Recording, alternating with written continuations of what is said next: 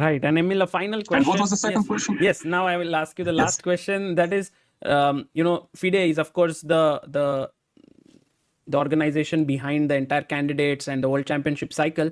And right now, a lot of discussion is being done about Hikaru's qualification to the candidates through the rating spot and how he's doing it. What is your take on it? Well, my take is, how do you say, hot take, right? So it's very simple. I think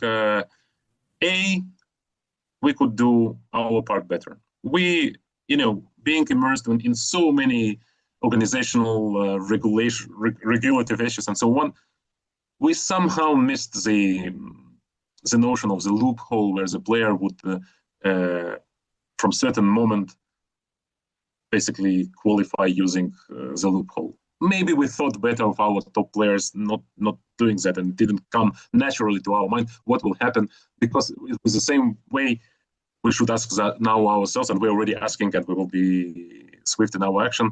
What if anyone decides just not for the same qualification, but just to play 50 games like that within a month against opposition which is, I don't know, 1,000 points lower and so on?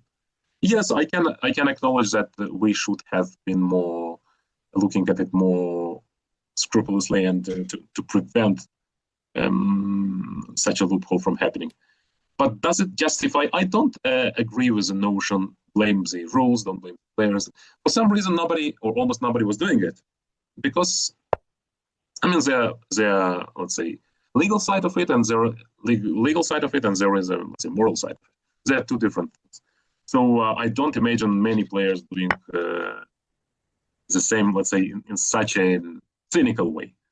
But again, it's not forbidden, and it's not if it was poorly regulated by FIDE, okay, that created a loophole.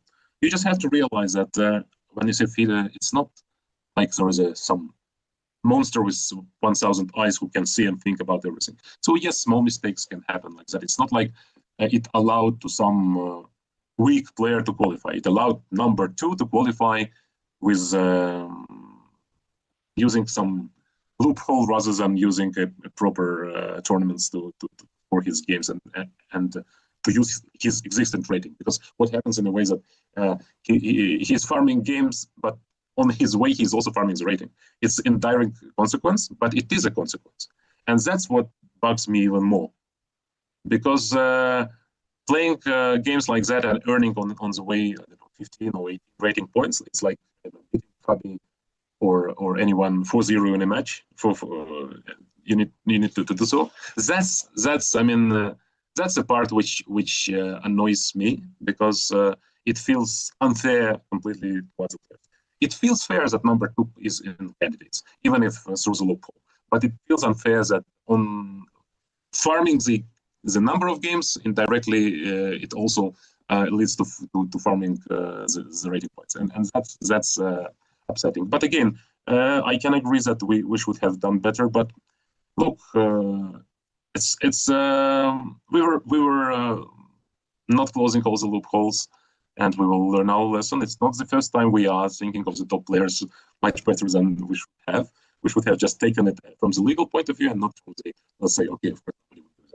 So probably we should be more strict. But the problem is that at the moment when you do more, say, strict things, they also impact those who were never supposed to do so. Let's say now we will restrict the possibility to score rating points versus much lower position.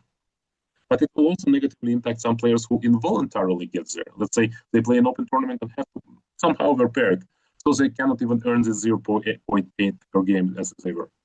So it is not easy, and we give it constant thought, and I can just promise that we will not spare an effort on that. But the very fact that Hikaru would qualify to the candidates is very normal.